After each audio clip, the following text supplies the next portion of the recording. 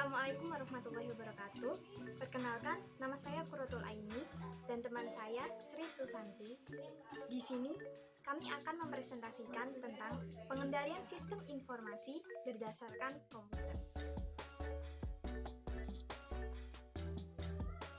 4 prinsip keandalan sistem. Yang pertama adalah ketersediaan. Sistem tersebut tersedia untuk dioperasikan ketika dibutuhkan. Yang kedua adalah keamanan. Sistem harus dilindungi dari akses fisik maupun logis yang tidak memiliki otorisasi. Yang ketiga, dapat dipeliharai.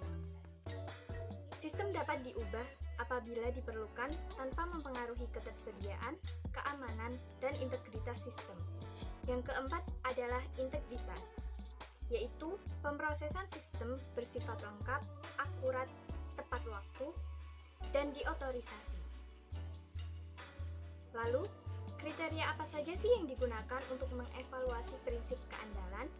Yang pertama adalah entitas mempunyai tujuan kinerja, kebijakan, dan standar yang telah ditetapkan, didokumentasikan, dikomunikasikan, dan yang telah memenuhi tiap prinsip keandalan. Yang kedua, entitas menggunakan prosedur, orang, software, data, dan infrastruktur untuk mencapai setiap prinsip sesuai dengan kebijakan dan standar yang ditetapkan. Yang ketiga adalah entitas mengawasi sistem dan mengambil tindakan untuk mencapai kesesuaian dengan tujuan, kebijakan, dan standar untuk setiap prinsip. Ada beberapa pengendalian yang berhubungan dengan beberapa prinsip keandalan. Yang pertama adalah perencanaan strategis dan penganggaran. Yang kedua, mengembangkan rencana keandalan sistem. Yang ketiga, melaksanakan dokumentasi. Dalam pelaksanaan dokumentasi dapat diklasifikasikan menjadi 3 kategori dasar, yaitu administratif, sistem, dan operasional. Administratif mendeskripsikan standar dan prosedur untuk pemrosesan data. Lalu sistem mendeskripsikan setiap sistem aplikasi dan fungsi utama pemrosesannya. Yang terakhir operasional mendeskripsikan hal apa yang dibutuhkan untuk menjalankan sebuah program.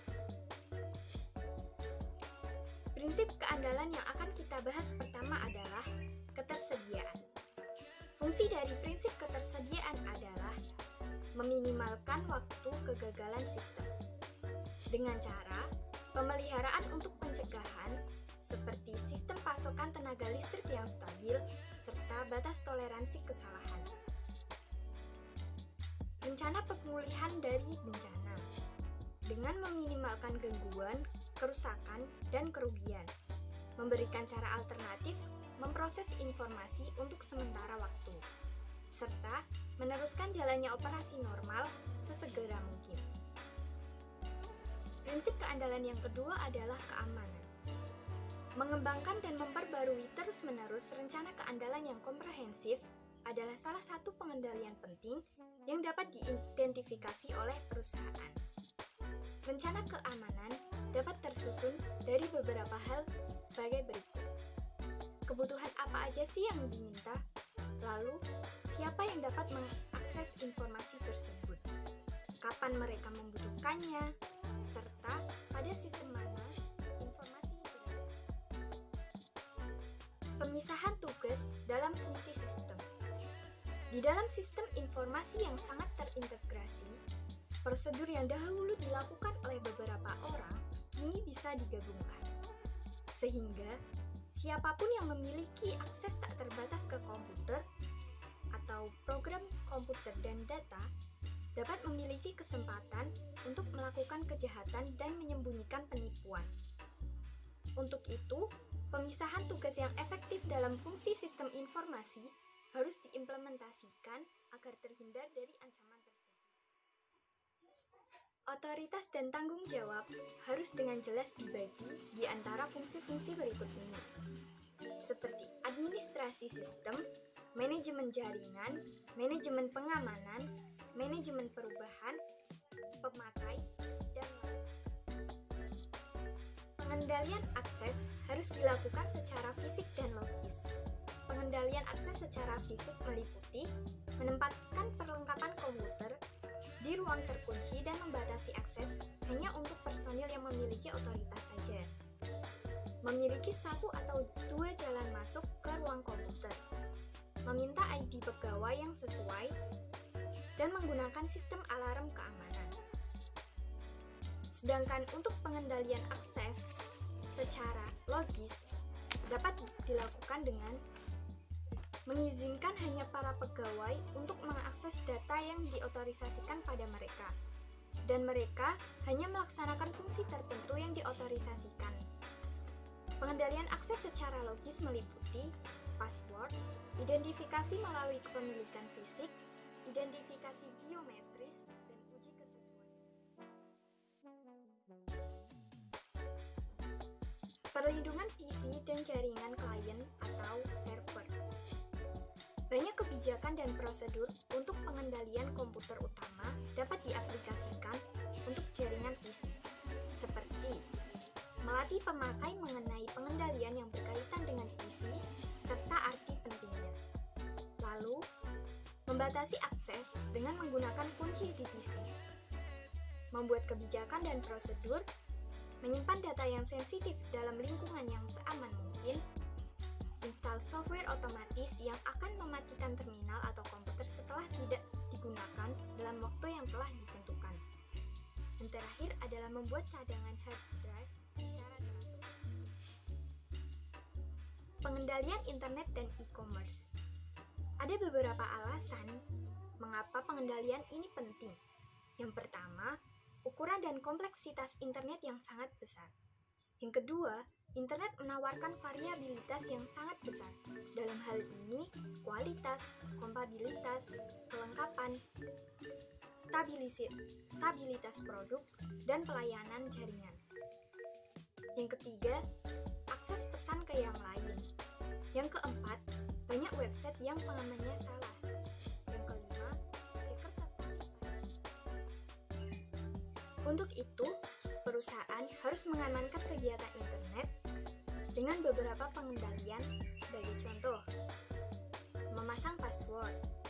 Yang kedua, teknologi enkripsi. Yang ketiga, prosedur verifikasi routing. Yang keempat, memasang firewall atau pembatas antar jaringan yang menghalangi keluar masuknya informasi yang tidak diinginkan dalam jaringan yang terpercaya. Yang terakhir, menggunakan amplop elektronik untuk melindungi. Oke, prinsip keandalan sistem terbagi menjadi 4. Yang pertama yaitu ketersediaan, yang kedua keamanan, yang ketiga keterpeliharaan atau dapat dipelihara, dan yang terakhir integritas sistem. Karena ketersediaan dan keamanan sudah dijelaskan oleh teman saya akan menjelaskan bagian keterpeliharaan ataupun dapat dipelihara, dan yang terakhir yaitu integritas sistem. Jadi prinsip keandalan sistem yang ketiga yaitu keterpeliharaan. Seperti yang sudah dijelaskan oleh teman saya, keterpeliharaan ini sistem dapat diubah jika memang itu diperlukan, tetapi tanpa mempengaruhi ketersediaan, keamanan, dan juga integritas sistem. Untuk membantu memastikan keterpeliharaan sistem, terdapat dua kategori pengendalian. Yang pertama yaitu pengembangan proyek dan pengendalian akuisisi. Dan yang kedua itu perubahan pengendalian manajemen. Nah, di dalam pengembangan proyek dan pengendalian akuisisi ini terdapat elemen-elemen utama seperti rencana utama strategis, pengendalian proyek, jadwal pemrosesan data, pengukuran kinerja sistem, dan yang terakhir yaitu peninjauan pasca implementasi. Untuk kategori pengendalian yang kedua yaitu perubahan pengendalian manajemen, mencakup hal-hal berikut: peninjauan secara berkala terhadap semua sistem untuk mengetahui perubahan yang dibutuhkan. Yang kedua yaitu semua permintaan diserahkan dalam format yang baku. Yang ketiga, pencatatan dan juga peninjauan permintaan perubahan dan penambahan sistem dari pemakai yang diotorisasi. penilaian dampak perubahan yang diinginkan terhadap tujuan, kebijakan, dan standar keandalan sistem. Untuk selanjutnya, pengkategorian dan penyusunan semua perubahan dengan menggunakan prioritas yang ditetapkan. Jadi di dalam perubahan pengendalian manajemen ini sangat banyak, tidak bisa saya jelaskan, bisa langsung dicek saja di PPT-nya. Jadi saya lanjutkan saja ke materi integritas. Di dalam integritas ini ada perusahaan merancang pengendalian umum untuk memastikan bahwa lingkungan pengendalian berdasarkan komputer dari organisasi stabil dan dikelola dengan baik. Selanjutnya, pengendalian aplikasi adalah untuk melindungi, mendeteksi, dan mengoreksi kesalahan dalam transaksi ketika mengalir melalui berbagai tahap dalam program pemrosesan data. Oke, jadi di dalam integritas itu ada pengendalian sumber data.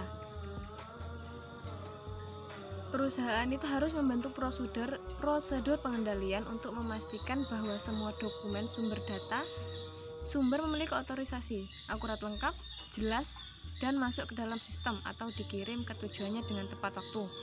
Pengendalian sumber berikut ini mengatur integritas berikut.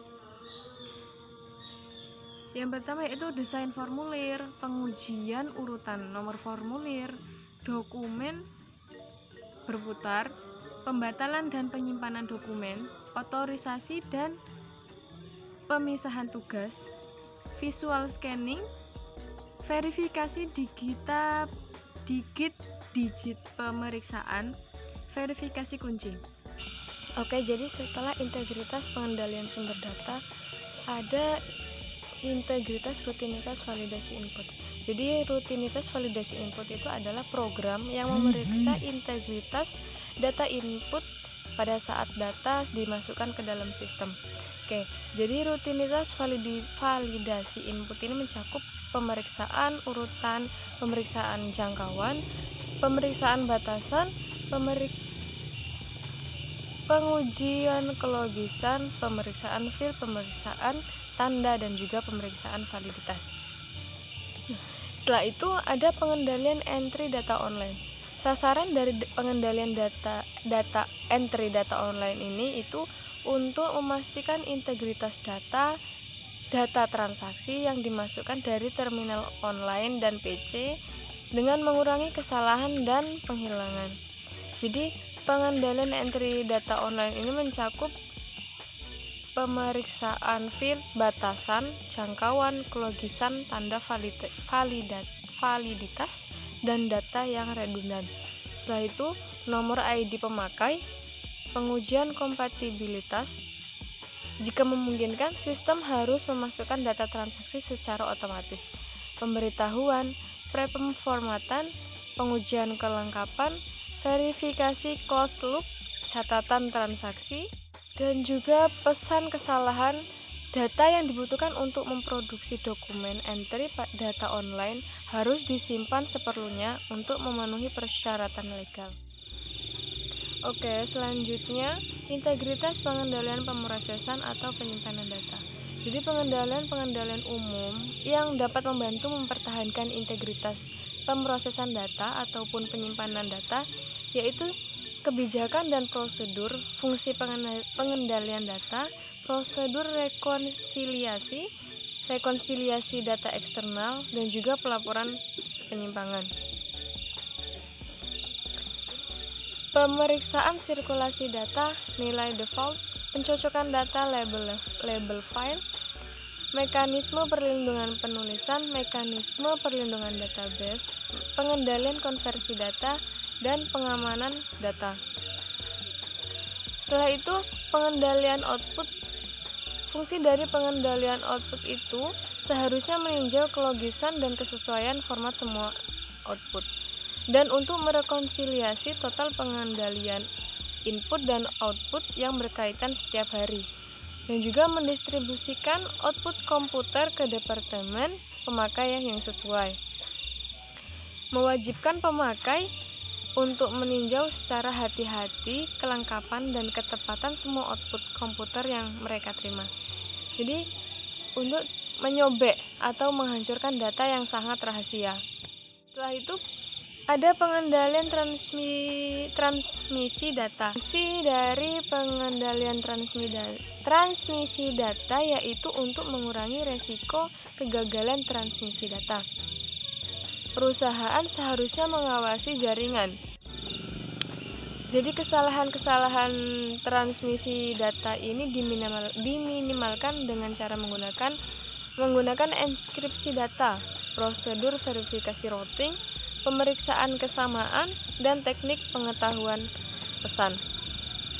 Jadi pengendalian transmisi data ini memberikan nilai tambah bagi organisasi yang menggunakan electronic data interchange atau electronic funds transfer dalam mengurangi resiko akses yang tidak memiliki otorisasi terhadap data perusahaan. Jadi cara prosedur pengendalian ini yang pertama, akses fisik ke fasilitas, network atau internet harus dikendalikan secara ketat. Yang kedua, identifikasi elektronik harus diwajibkan untuk semua terminal network yang memiliki otorisasi. Yang ketiga, prosedur pengendalian akses logis yang ketat merupakan hal yang paling penting dengan password dan ataupun nomor telepon penghubung diubah secara berkala. Selanjutnya, enkripsi harus digunakan untuk mengamankan data yang disimpan serta data yang dikirim. Oke. Yang terakhir itu rincian semua transaksi harus dicatat atau ditinjau ulang secara berkala untuk mengetahui jika ada transaksi yang tidak valid. Sekian presentasi dari kami. Apabila ada salah kata kami mohon maaf. Kurang lebihnya, terima kasih. Wassalamualaikum warahmatullahi wabarakatuh.